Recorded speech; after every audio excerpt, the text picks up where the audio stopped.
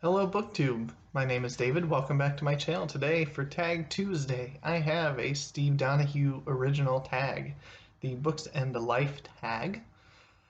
My plan was to do two different tags today. I'm not sure if that's going to happen because life happens. So wanted to make sure I got this one for sure. So let's just dive right in.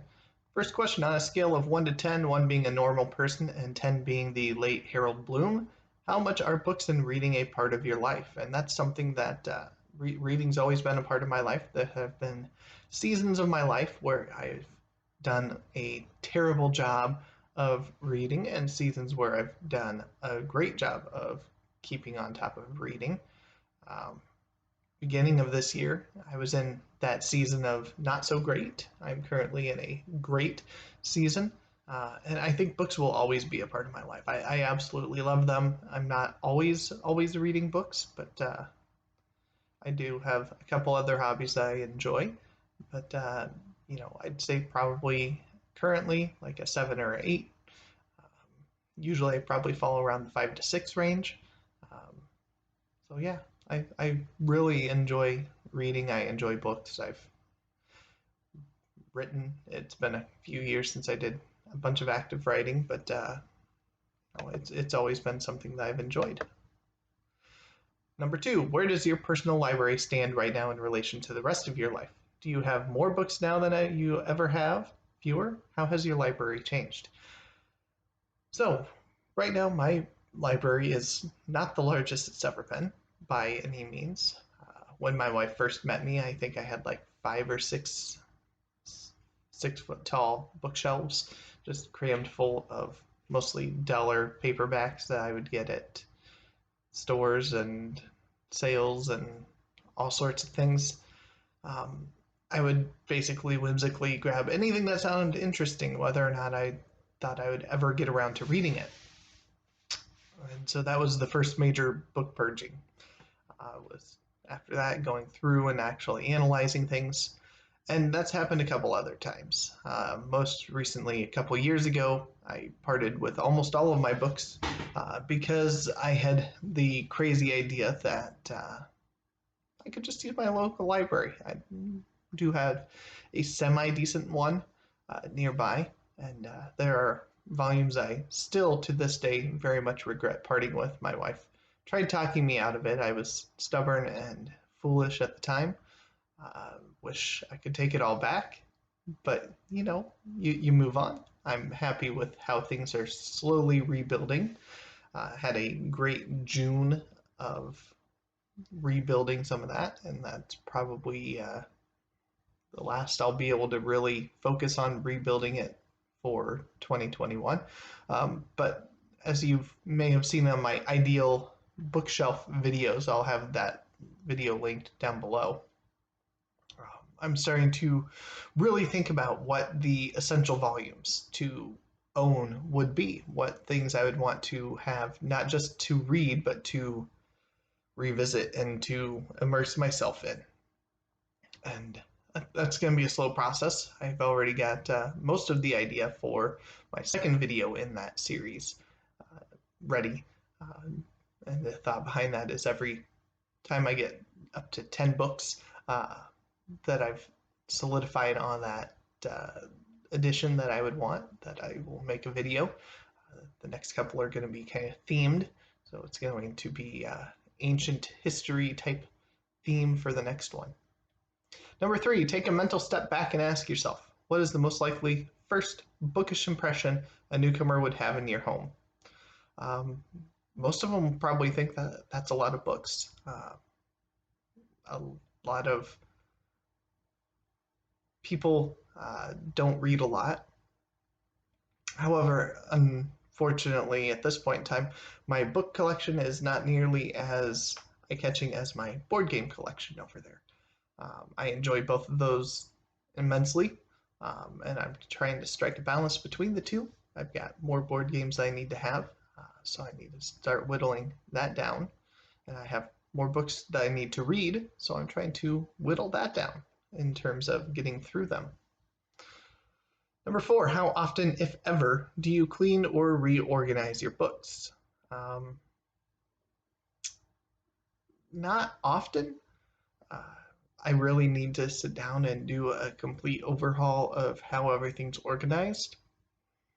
I had done that a couple months ago, and then we moved, so I had them all set up, and I started getting more books. So I really need to go back through and do that. But time spent doing that is time not spent reading or doing any of my other fun hobbies. So it's difficult to want to do that at times, but I need to definitely do it more often and soon. Number five, on average, how many books do you acquire in a given week? Um, Normal months, probably none. Um, Lately, June, not considered. Maybe one or two. Um, I do like to stop by the local half price books at least once every other week and try to see if I can find something that hadn't been there before that's at a good price. Um, Number six, what song is your current earworm? Oh boy,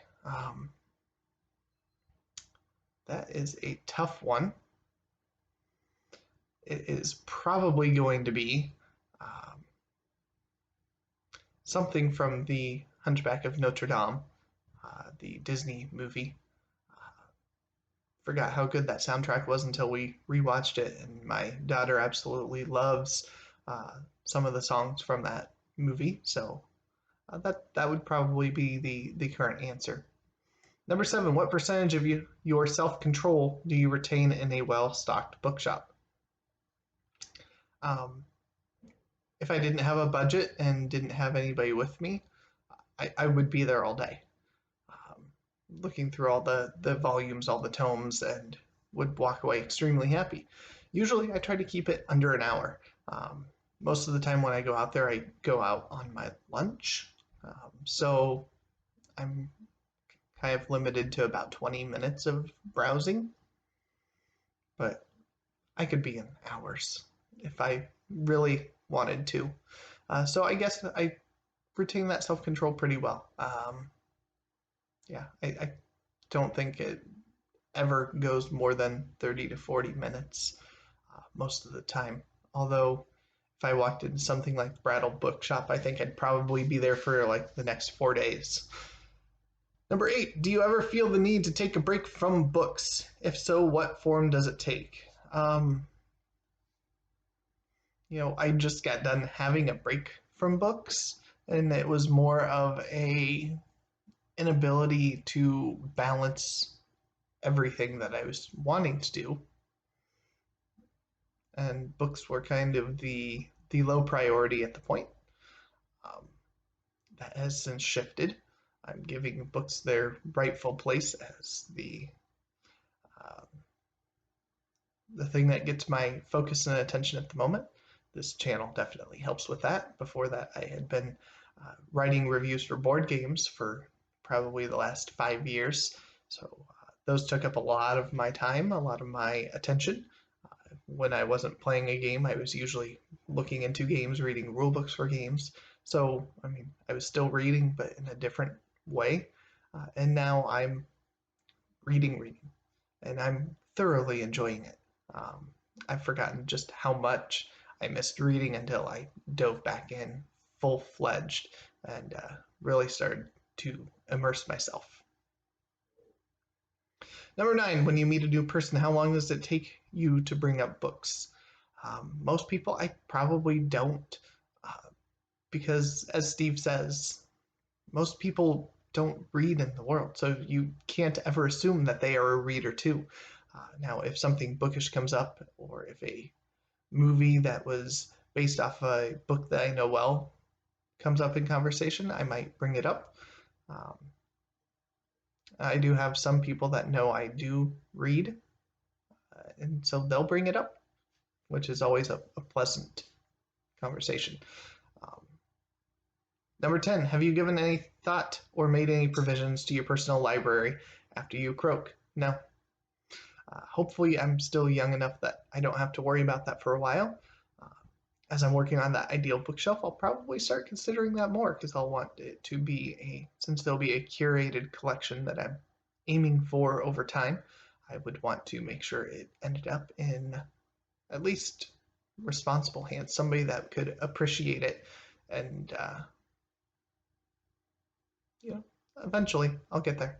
And last question, number 11. Are you known among your friends and loved ones for your weird and probably unhealthy relationship with books?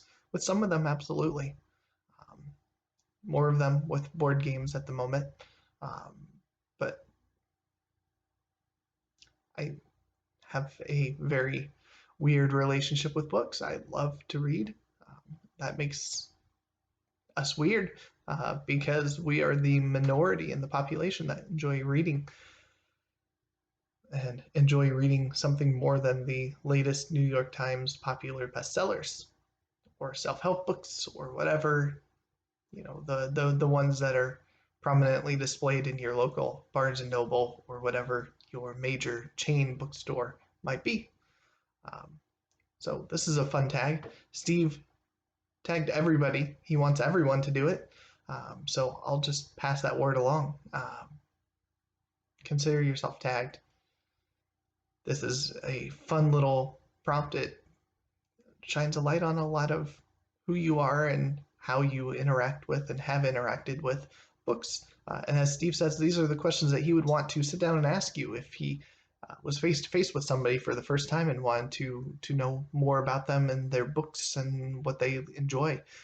So thank you for watching. Be sure to like and subscribe and have a great day.